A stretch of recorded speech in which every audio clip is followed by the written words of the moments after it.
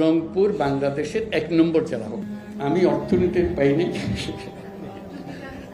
আমি শান্তির জন্য পেয়েছি। কাজে ওইটা করতে হবে, যেগুলো বলছেন এগুলো অনেকগুলো বিষয় আছে, একসঙ্গে বসতে হবে, করতে হবে, সব লটর পটর অবস্থার মধ্যে আছে, কোনোটাই ঠিক মতো চলে যায়। কাজে ওইটাকে ঠিক করা এবং সবাইকে সমর্থন দিতে হবে। আপনারা যদি বলেন যে না এটা পারতেছে না, তাহলে বাদ দাও, তাহলেও শেষ, ওখানে শেষ।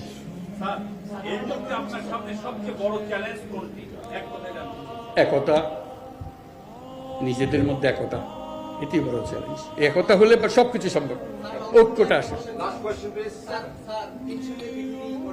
বুঝছি,